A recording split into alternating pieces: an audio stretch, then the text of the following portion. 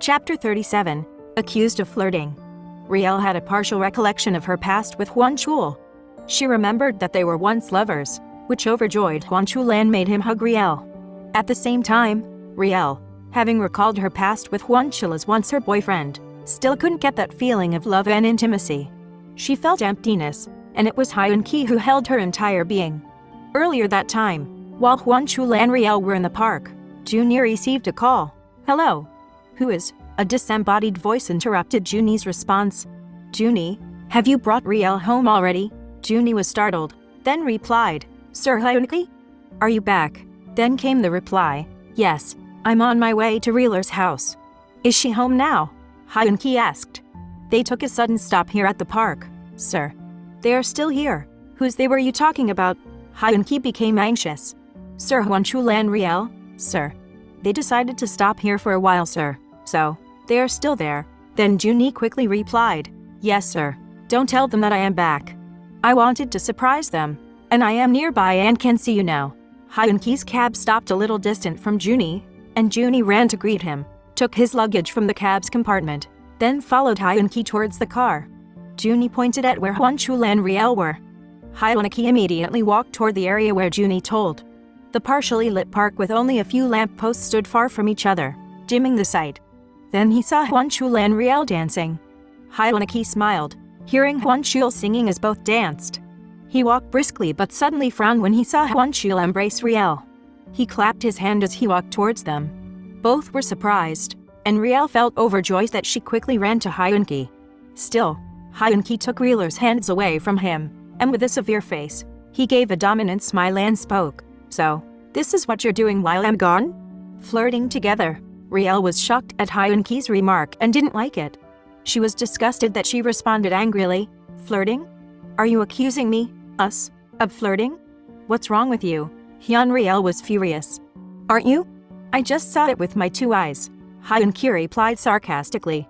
Out of dismay and anger, Riel slapped Hyun Ki with tears in her eyes and swiftly ran away. Huan Chul looked at Hyun Ki straight and remarked, "Is that how you see with your two eyes? Huh, flirting I wish." Huan Chul bumped his shoulder on Hyun Ki and hurriedly ran to Riel. Hyun Ki was emotionless and didn't flinch. "Riel, stop, please." Huan Chul was calling out to her. Riel was crying profusely and felt so wrong about Hyun Ki's accusation. She stopped without looking at Huan.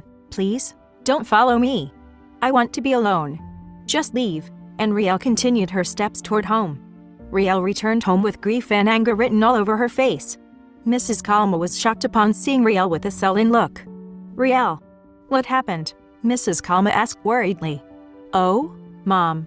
Hyun Ki and I are over. I hate him," she said in a low, loud, angry tone. "What do you mean you are over with him? Is he back? And why that anger?" Riel wanted to avoid going on with the conversation. She ran upstairs with heavy feet, making a thud. "What's the problem, Riel? Tell me, please." Rieler's mom was persistently worried. "Please, Mom, it's nothing. Please leave me be. I want to be alone." Riel was sobbing while lying on her bed, punching her pillow. Zia, who had been watching her along, quickly commented, "That's what we call a lover's quarrel. We have to get used to her tantrums. Mom, they quarreled today. Then they were together again tomorrow. That is why I don't want to have a boyfriend. Guys are just headaches. They are so good at making girls cry, and they enjoy that. But when girls get back at them, they get drunk and go crazy." Meanwhile, Huan Chul returned to Hyun Ki and confronted him. "You're so quick in your accusations, but have you not thought about the pain you caused Riel pain? Seriously? By leaving her, she knew too well what my trip to Korea was, pain? You must be kidding me." Hyun Ki remarked sarcastically. "Oh. What was most painful? Your brother embracing her because he was overjoyed. After all, she remembered something from her past, or saw you with your secretary on your lap, hugging her while drinking with her and the rest of your American friends." Countered Huan Chul. Hyun Ki was stunned, then said, "Where did you get such a story, my brother? Are you making this up so you can win Riel back?" asked Hyun Ki, in an annoying tone. Huan took his mobile, opened the video from Hyun's email, and showed it to Hyun. "What can you say now, Hyun? Do you think Riel didn't find this out? Remember, She had access to your email because that was part of her job as your EA. How would you justify your action against ours? I was the one who hugged her, which surprised her, but she never reciprocated that hug. Could you justify your random behavior with that cheap secretary of yours? Hyun-ki was at a loss for words. He was shocked and felt very guilty. He didn't know now how to face Riel. He was ashamed of himself and didn't know how to appease her. He felt fear of losing Riel in this worthless situation. He felt weak, which made him lean by his car, and he stared at Hwon-chul for the longest time. His thoughts were racing through fear, shame, and guilt. He was angry with himself and the scheme Kim Yoon made against him. I have to see Riel, and maybe I could explain and ask her forgiveness. You can both leave now, Hyun suggested. No, Junie has to stay with you, and I'll take a cab instead. Good luck, bro, said Hwon-chul. Hyun-ki rode in his car and let Junie drive him to Riel's house. He rang the doorbell. A maid opened it, and Hyun-ki asked for Riel. I'm sorry, sir, but Miss Riel is already sleeping. Could you please? Mrs. Kalma's voice cut in. Who was that? Mina. Mrs. Kalma came out and walked towards the gate and peeped out. Mrs. Kalma smiled and welcomed Hyun-ki warmly. Then asked, what happened, Hyun? Riel came home angry and crying. It was a slight misunderstanding, ma'am. I wanted to settle this with her tonight, Hyun-ki humbly explained. I'll see what I can do, Hyun. But I don't hold her mind. Please come inside and wait for her to come down. Mrs. Kalma made Hyun enter and stay in their garden. Riel, Hyun-ki is downstairs. Go talk to him and settle your issues. Riel interrupted. I don't want to talk to him, Mom. Let him leave, please. Mrs. Kalma understood Riel's feelings then, so she returned to Hyun-ki pessimistically. I'm sorry, Hyun-ki, but I cannot force her to come down. Please understand.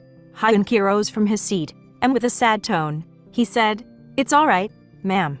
I understand. He walked out glumly, and the gate was closed behind him. Hyun-ki walked towards his car with a heavy heart. He turned his head toward Riel's window and gazed at it, as if wishing she would be by her window watching. Hyun-ki turned away from his car and stood in the middle of the street, his eyes still looking up at Riel's room window. He stood there for another hour, hoping Riel would see him and then come down to talk. As he was standing there, a car went to Riel's house garage and honked. It was Donna. She saw the man standing in front of their house but failed to recognize who it was. As she entered the garage gate, Donna asked Mina, who was the guy standing in the middle of the street before her house? It was Mr. Han. Hyun-ki? Miss Hyun-ki. Then why don't you let him inside? Where's Riel? Donna asked anxiously. That's the problem, Miss. Miss Riel refused to see him, and he had been standing there for more than 2 hours since he came here for Riel, answered Mina. Donna opened the gate and walked towards Hyun-ki. Mina said you were here for more than 2 hours now, yet Riel had not come to talk to you? What's this? A lover's quarrel? Hyun-ki couldn't reply, putting his head down, so Donna spoke. Well then, I'll talk to Riel, but I could not promise of making her come down. Anyway, come and wait for her inside. No, I can't wait here. I'll come in when Riel's ready to face me, Hyun-ki replied. Donna went in and ran upstairs to get Riel. Riel, what is this you got into with Hyun-ki? Aren't you aware that he was waiting for you in front of our house, in the middle of the street? Donna remarked. Huh? I told Mom to make him leave. I don't want to talk to him, Riel replied irritably. Do you think he left? Donna pulled Riel from her bed and led her by the window. Look. Does it look like he left because you said so? He might freeze in the cold. It's getting colder at night in December. Riel cut in. So what? Let him freeze, for all I care, Zia chimed in. Let him freeze, like let him die out there, right, Riel? That would be on your conscience. You're so cruel. Just because of a misunderstanding. You'd leave him there freezing. Oh? My dear sister, where's your heart? Riel would like to defend herself, but Donna quickly spoke. Riel, we are not interfering with your issues, but don't sleep on the problem. Fix it before tonight is over. Tell him if you feel the problem is too much to take for granted. If you wish to end your relationship forever, say it to his face. Do not let him believe with high hopes that this is just a minor one and that tomorrow, everything is okay. Break up with him if the issue is greater than your forgiveness. At least he already knew how you felt, and your decision is final. Don't give him expectations that you were just mad for today and tomorrow is already okay for both of you. But in reality, you weren't. Could you not make him wait for anything? Have mercy on that person, Go down and talk to him, now, demanded Donna. Riel stood between Zia and Donna with crossed arms and a frown face. She sniffled away from the window, took the mobile phone, and walked towards the stairs. What was Riel thinking at that moment? Will her anger and dismay help her end her relationship with Hyunki? Keep following the Windows of the Heart series on my YouTube channel and TikTok. Thank you for subscribing.